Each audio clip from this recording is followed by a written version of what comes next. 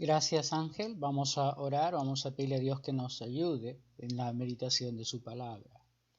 Padre, te damos muchísimas gracias por habernos permitido adorarte y exaltar tu nombre. Esta mañana queremos exaltarte también a través de la predicación de tu palabra.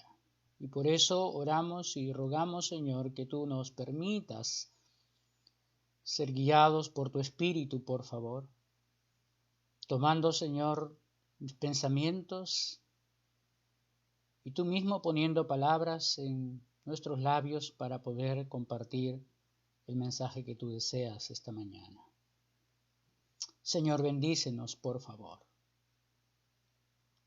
Diríamos como aquel profeta, Señor, en el Antiguo Testamento, habla, Señor, porque estamos atentos para escuchar tu voz. En el nombre de Jesús te damos gracias.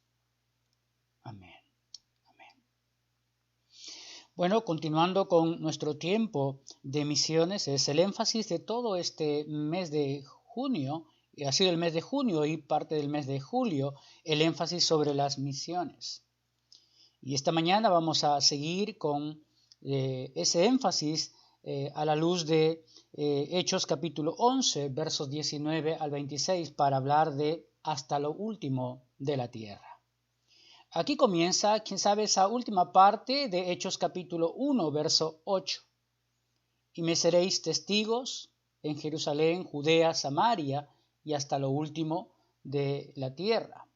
Así que esta mañana entramos a esa parte de hasta lo último de la tierra.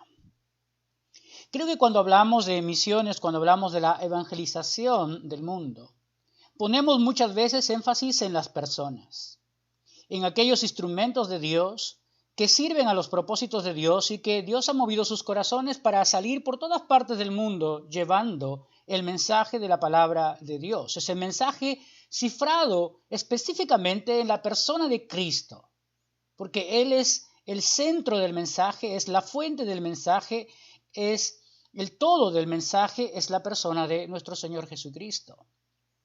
Y como digo, quién sabe lo que tenemos que pensar y reflexionar es que hemos puesto demasiado énfasis en las personas, reconociendo en ellas todo su esfuerzo y dedicación hacia la obra misionera. Sin embargo, me parece que el énfasis debería estar puesto sobre Dios mismo, sobre el obrar de Dios, la misericordia de Dios y la gracia de Dios, de tal manera que cuando hablemos de misiones terminemos o empecemos y terminemos honrando el nombre de nuestro Dios y ubicándonos solamente en el lugar que nos corresponde, es decir, el ser solamente instrumentos en las manos de un Dios todopoderoso. De esa manera será siempre exaltado Dios y no el hombre. Y cada vez que se abre de la evangelización y de las misiones, entonces las personas que nos sucedan a nosotros glorificarán siempre el nombre de Dios y dejarán a un lado los nombres de personas que fueron instrumentos de Dios, aunque reconocemos su labor en el Señor.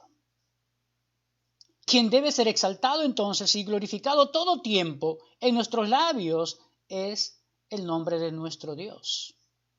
Y por eso esta mañana yo quisiera tomar este pasaje para exaltar el nombre de nuestro Dios, glorificar el nombre de Dios, en compartir el mensaje, su mensaje de salvación al mundo perdido. Aquí tenemos el inicio de la obra en Antioquía. Dicen los historiadores que Antioquía fue una ciudad fundada por un hombre llamado Seleuco I, y le puso el nombre de Antioquía en honor a su padre. Una ciudad fundada 300 años antes de Cristo, que queda más o menos a 36 kilómetros del mar Mediterráneo. Una ciudad que es muy importante, fue muy importante en el mundo antiguo. Fue la tercera ciudad en importancia en el Imperio Romano.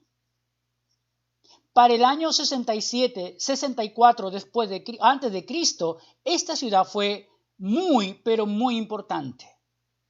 Recordemos que es el tiempo en que el Imperio Romano toma control absoluto del mundo conocido hasta ese entonces. Así que era una ciudad muy, muy importante, cuyos habitantes tenían los mismos derechos que los ciudadanos romanos. Una ciudad que servía de entrada al mundo occidental, una ciudad que servía de entrada al mundo hacia el oriente y una ciudad que servía también de flujo comercial hacia África, Europa por occidente y Asia en oriente. Una ciudad entonces muy, muy importante en aquellos tiempos.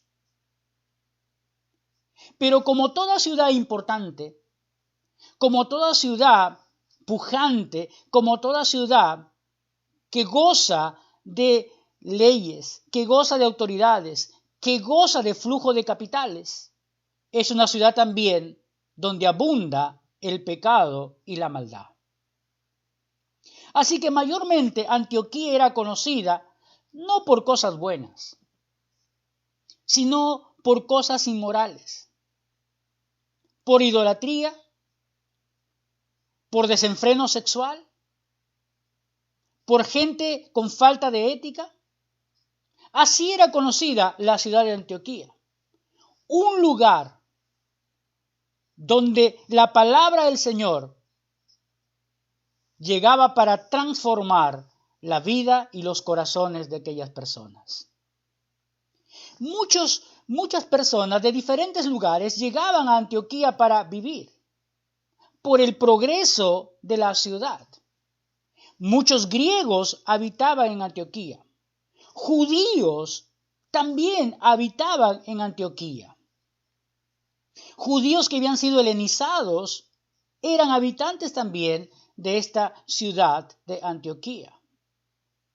Así que era una ciudad cosmopolita, podríamos decir, porque tenía personas de diferentes nacionalidades que se habían afincado ahí por el progreso material de la ciudad, pero una ciudad también entregada a la idolatría, entregada también a los placeres de la carne. Un lugar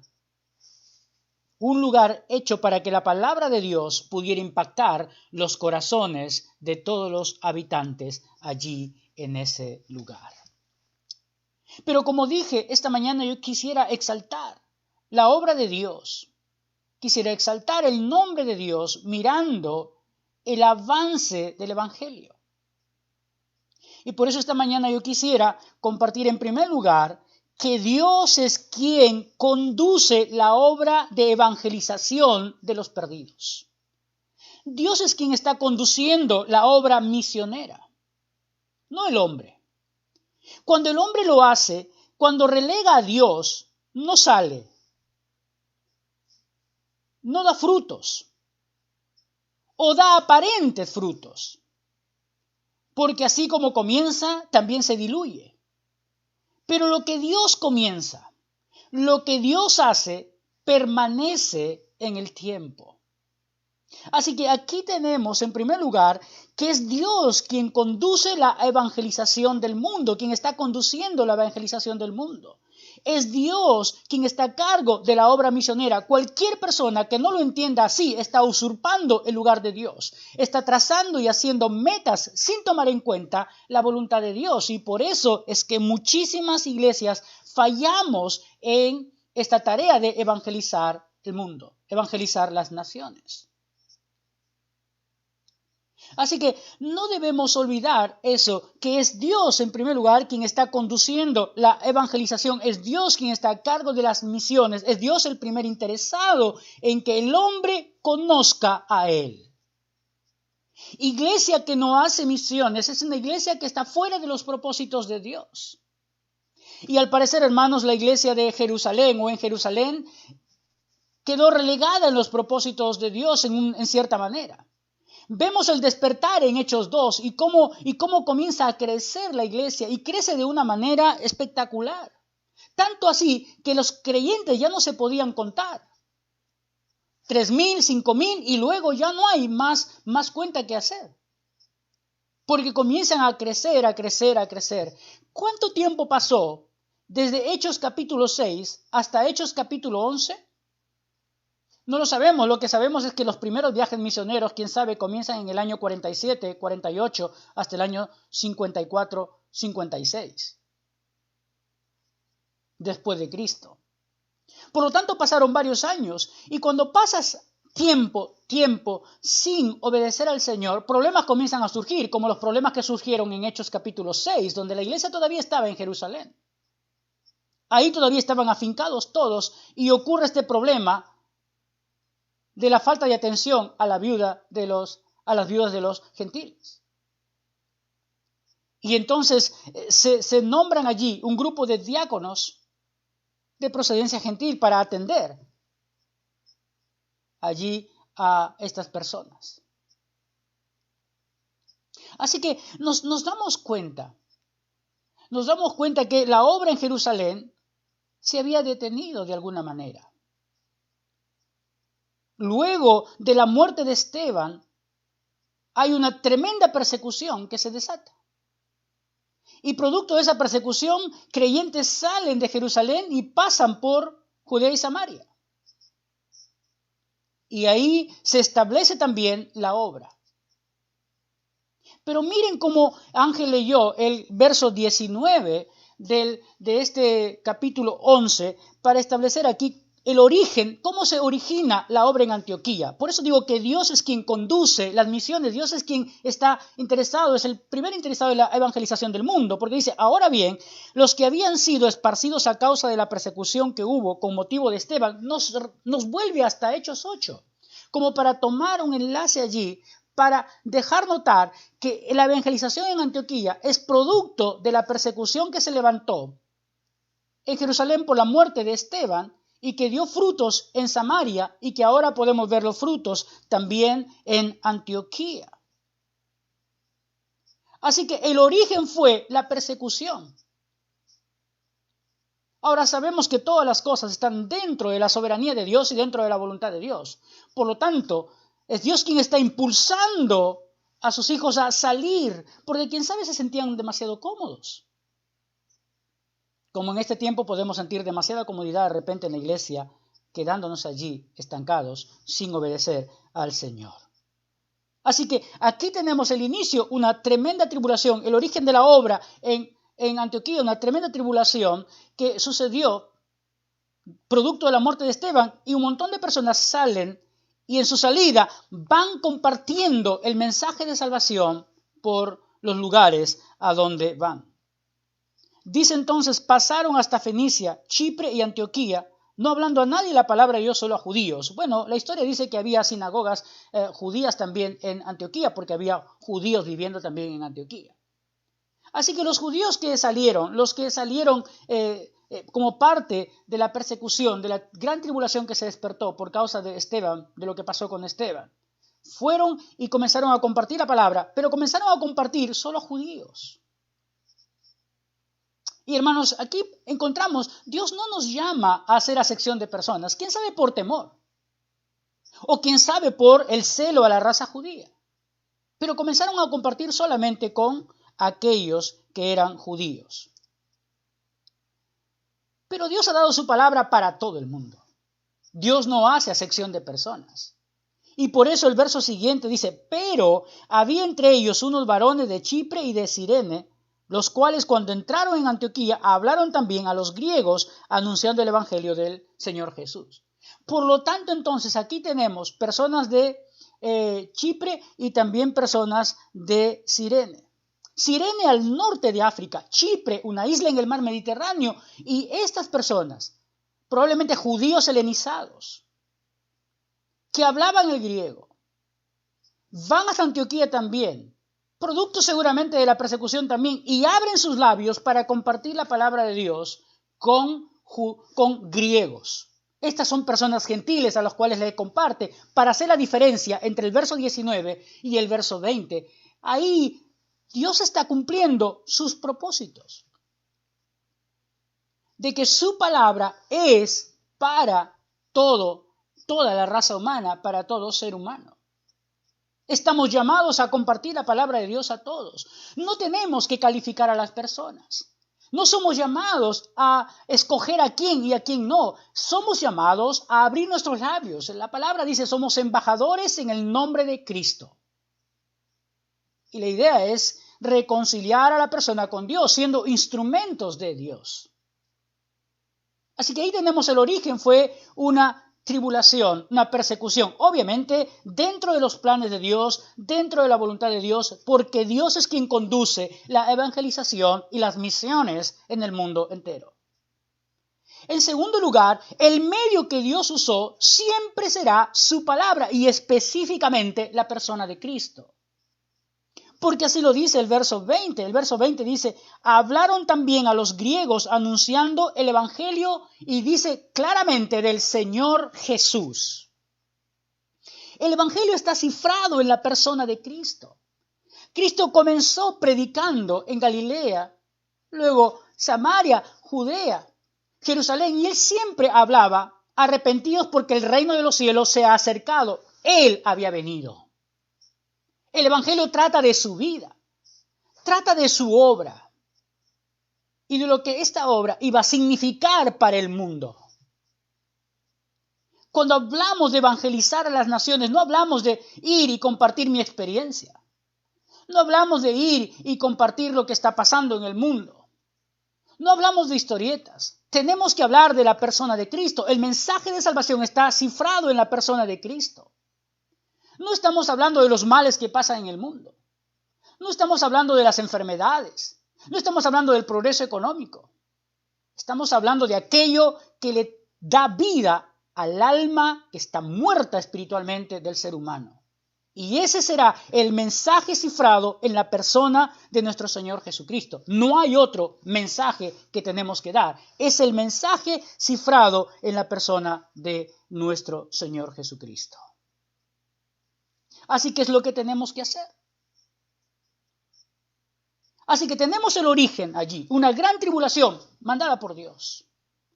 Tenemos allí lo que es el medio para evangelizar, es la palabra de Dios, es la vida y obra de nuestro Señor Jesucristo. Ese es el mensaje de salvación. Y en tercer lugar, los resultados también dependen de Dios, no de nosotros. Por eso es que digo, esta mañana quisiera exaltar el nombre de Dios porque Él es quien está conduciendo la evangelización y las misiones hasta lo último de la tierra. Mira lo que dice el verso 21, y la mano del Señor estaba con ellos y gran número creyó y se convirtió al Señor. ¿Producto de qué? De que la mano de Dios estaba con ellos. Dios estaba bendiciendo desde lo alto el ministerio, la evangelización a este pueblo. Dios estaba conduciéndolo, usando como instrumentos a personas de carne y huesos. Pero finalmente es Dios, es la persona de Dios quien está conduciendo la obra. La mano de Dios estaba con ellos. Oh, hermanos, aquí no cuenta tus habilidades. Puede ser la persona más hábil hablando. Y puede hacer que alguna persona comience a seguirte. Pero tarde que temprano se desanimará, se desalentará porque fuiste tú y no el Señor. Tenemos que tener cuidado con lo que hacemos. Tenemos que tener presente que es Dios quien hace la obra en la persona y no mis palabras. Que es el Espíritu Santo quien convence de pecado, justicia y juicio, no yo. Que tú y yo solamente somos instrumentos en las manos de Dios. Y estamos llamados a obedecer a Dios. Y a darle gloria a Dios y a rendirnos ante el poder y la majestad de Dios. Y siendo gratos con Dios porque Él nos ha mirado como instrumentos útiles en sus manos. Así que en primer lugar, Dios es quien conduce la evangelización del mundo. Dios es quien conduce las misiones hasta lo último de la tierra. Lo vemos en el origen de la iglesia en Antioquía. La voluntad de Dios que levantó esta persecución. Lo vemos en el medio que usa la predicación de su palabra. Es su palabra, es la vida y obra de nuestro Señor Jesucristo. Ese es el mensaje de salvación, no hay otro mensaje.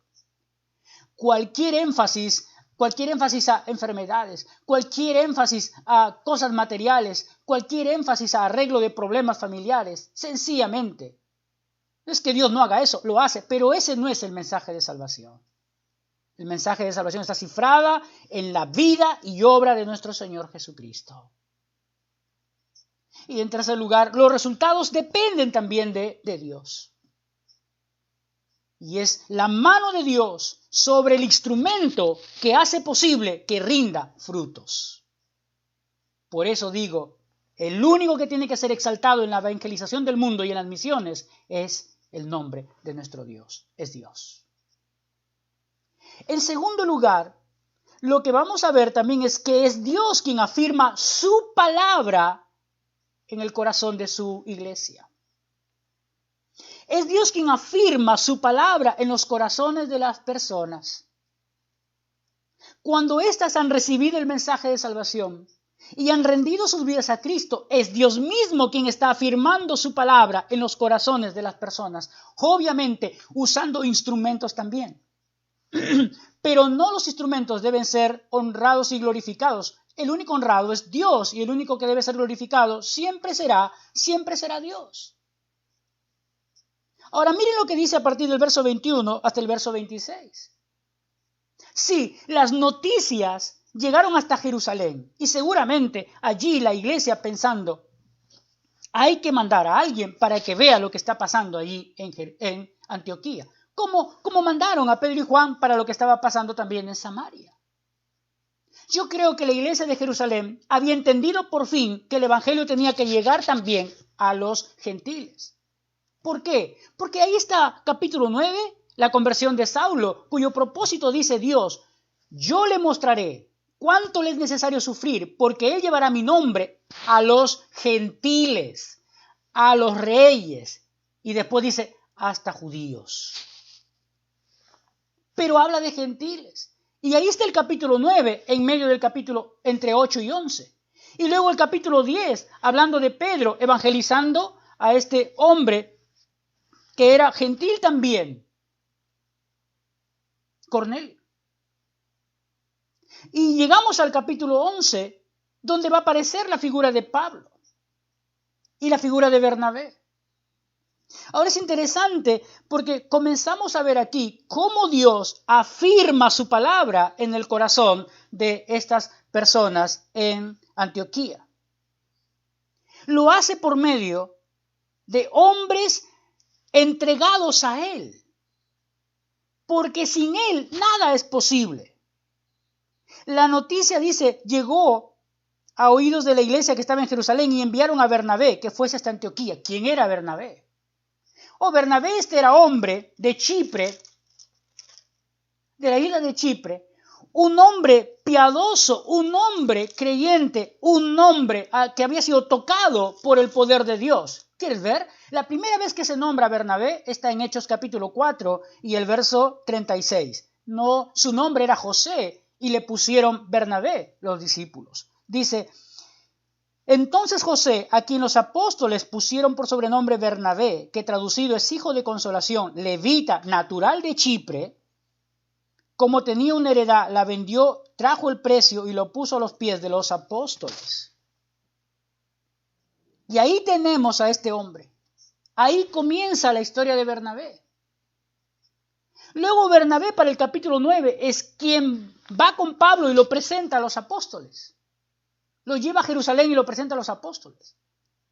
Pero mira lo que dice Hechos 11 de Bernabé. Mira lo que dice al final del verso 24. O en el verso 24 dice, porque era varón bueno y lleno del Espíritu Santo y de fe, y una gran multitud fue agregada al Señor.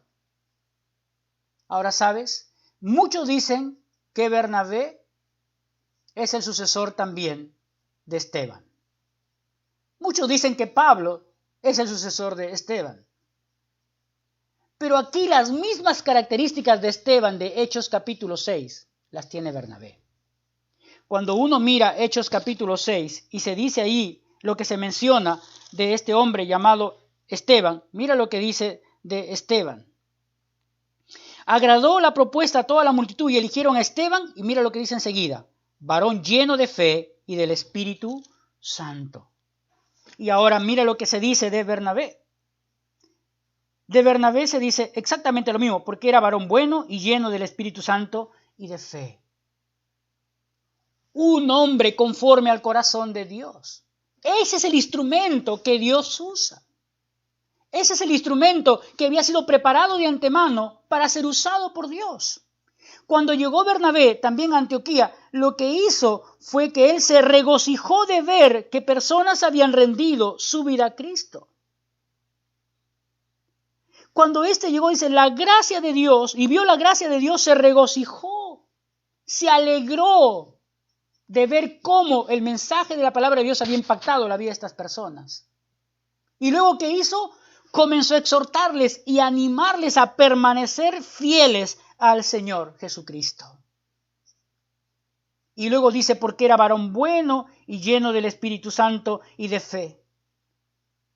Y con esta clase de instrumentos en las manos de Dios, dice que la obra era prosperada y se agregaban al Señor. ¿Quién las agregaba? ¿Bernabé? No. Dios mismo agregaba a su mies, a su obra, agregaba a su iglesia personas que habían rendido su vida a Él. Hermanos, pero uno tiene que reconocer que no es suficiente. Y lo lindo de que ver a Dios afirmando su palabra en nuestros corazones es que nos hace ver que no somos suficientes para la obra de Dios. Que necesitamos de otras personas, que necesitamos ayuda, que necesitamos apoyo y tenemos que buscar las mejores personas, las personas que Dios ha dotado, las personas que Dios ha instruido, las personas también que están viviendo conforme al corazón de Dios. No cualquier persona.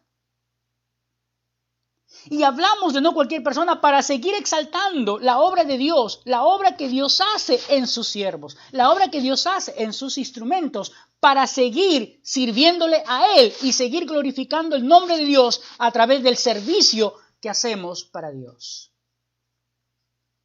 Por eso es que Bernabé no se queda con los brazos cruzados. Se da cuenta que estos creyentes necesitan instrucción, necesitan ir avanzando en su vida cristiana. ¿Y qué hace? Se va hasta Tarso. Se va hasta Tarso. Claro, Tarso estaba cerca. Se va en busca de un hombre instruido. Se va en busca de un hombre que sabe, ha sido convertido por el Señor. Se va en busca de un hombre que sabe que está buscando de Dios. Se va en busca de un hombre que sabe que Dios lo ha llamado con propósito de compartir su evangelio a gentiles, a reyes y también a judíos. Y trae a ese hombre hasta Antioquía. Y se quedan un año allí, enseñando e instruyendo a los convertidos por Dios. ¿Se imaginan, hermanos, la fortaleza espiritual de esa iglesia? A través de estos instrumentos en las manos de Dios. Todo hombre entregado a Dios, a su comunión con Dios. Todo hombre entregado al control del Espíritu Santo sobre su vida.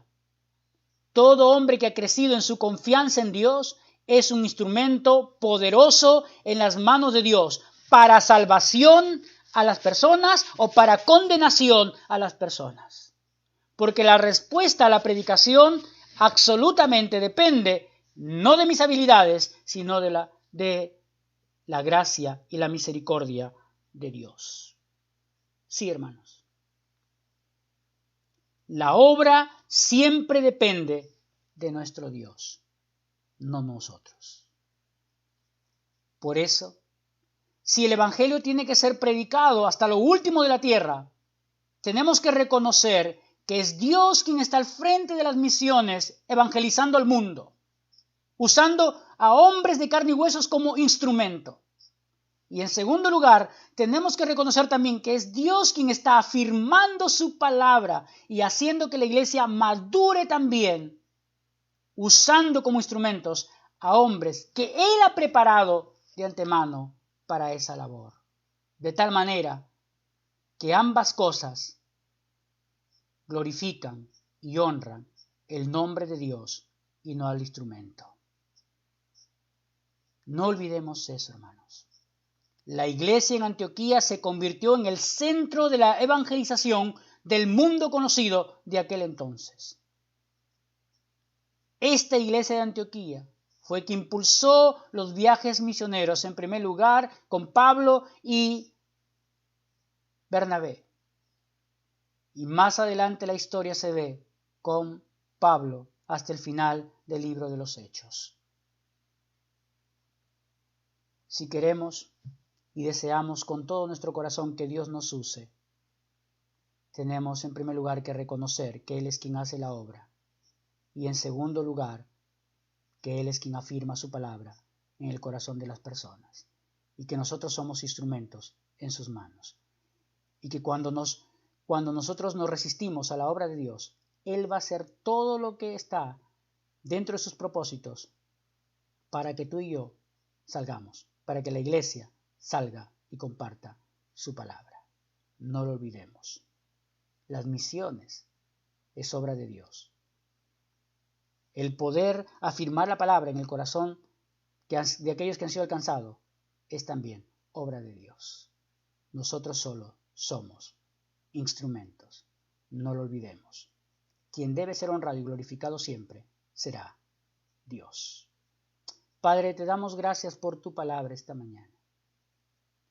Te honramos y glorificamos tu nombre. Y no solo queremos hacerlo de palabras. Queremos hacerlo, Señor, disponiendo nuestro corazón cada día más y más a tus propósitos. Pidiéndote y rogándote que tú uses nuestras vidas, Señor, para tus propósitos. Señor, eres tú quien está evangelizando al mundo y eres tú quien está afirmando tu palabra en el corazón de los creyentes. En el nombre de Jesús te damos gracias por tu iglesia en Covicorte, porque entendimos eso, Señor, y por eso no nos negamos a salir y compartir tu palabra, a enviar personas y a apoyar a otros que aunque no son de la iglesia local, pero son del cuerpo de Cristo, están en otras partes del mundo compartiendo tu palabra. Anima nuestros corazones, fortalece nuestra vida espiritual. Hónranos, Señor, sirviéndote a ti, para que finalmente tu nombre sea honrado y glorificado, no nosotros. En el nombre de Jesús te damos gracias. Amén. Amén. Y ahora vamos a escuchar una ofrenda musical de nuestra hermana Luisa García para recordarnos lo que es nuestra labor como instrumentos de Dios.